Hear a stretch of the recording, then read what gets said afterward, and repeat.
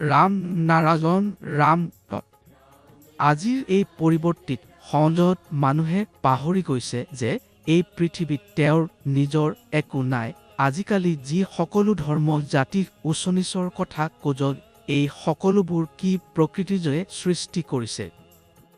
নহয়জন এইবোৰ মানুহৰ সৃষ্টি। মানৱনিৰ্মিত প্ৰকৃতিজয়ে আমাক যিমানেই দান দিছে সেয়া কৃতজ্ঞতাৰে মানি লওঁ। প্ৰকৃতিৰ বাবে আমি আছো, নহ'লে আমাৰ অস্তিত্ব একো নহ'লহেঁতেন। প্ৰকৃতিজয়ে আমাক জীৱন দিছে, বুদ্ধি বিবেক দিছে। এইবোৰৰ জৰিয়তে আমি জীৱনটো আগবঢ়াই লৈ যাব লাগিব। বিবেকে আমাক শিকাজ কি ঠিক আৰু কি ভুল। দিনক দিনে পৃথিৱীৰ পৰিস্থিতি বেজা হৈ গৈছে। মানুহে বুজিব নোৱাৰিছে যে কি ঠিক আৰু কি ভুল। মানুহৰ ধৰ্ম তেওঁৰ হৃদয়ত থাকে, মনত থাকে। তেওঁ সেই ধৰ্মক অনুসৰণ কৰিব লাগিব। কিন্তু নিশা মানুহে ধ্যান কৰিব লাগিব।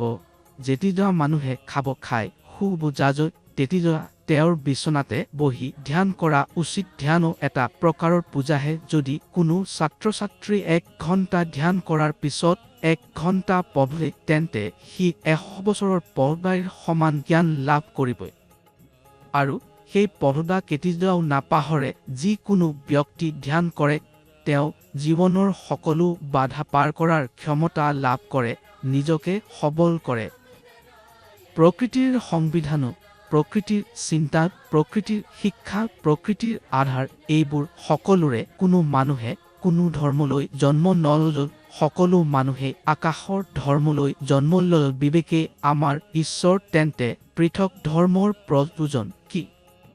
পৃথিৱীত ইমান ধৰ্ম থকাৰ পিছতো মানুহ অনাহাৰে আছে। থাকিবলৈ ঘৰ নাই, শিক্ষাৰ বাবে বিদ্যালয় কলেজ নাই, চিকিৎসাৰ বাবে হাস্পতাল নাই। এইটো কেনে ধৰ্ম? যি ধৰ্মে আমাক সেৱা দিব নোৱাৰে, তেন্তে এনে ধৰ্মৰ প্ৰয়োজন নাই। গতিকে সকলোকে সজাগ হ'ব লাগিব, ধ্যান কৰিব লাগিব। ধ্যান কৰিলেই সকলো শুদ্ধ হ'ব। আজিকালি সকলোৱে চাপ, সমস্যা, হেঁচা নিপীড়নত জড়িত। এইবোৰ পৰিস্থিতিৰ পৰা ওলাই আহিবলৈ ধ্যানেই আমাক সহায় কৰে। যেতিয়া আমি ধ্যান কৰোঁ, তেতিয়া আমাৰ ভিতৰত শব্দশক্তি উৎপন্ন হয়।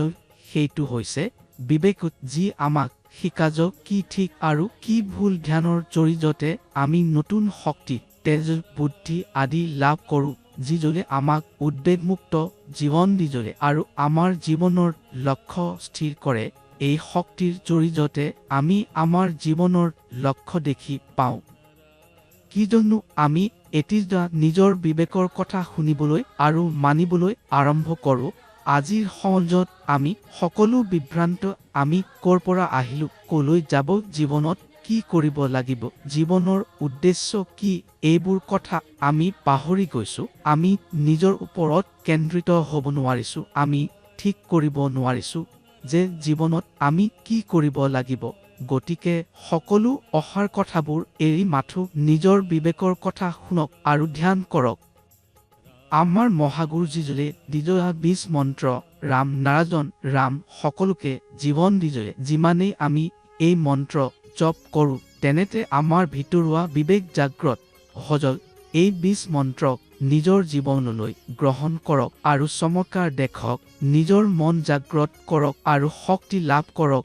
ৰাম নাৰায়ণ ৰাম আপোনাৰ ভিতৰতে আছে। কেৱল এই মন্ত্ৰৰ স্মৰণ কৰি থাকক। ৰাম নাৰায়ণ ৰাম।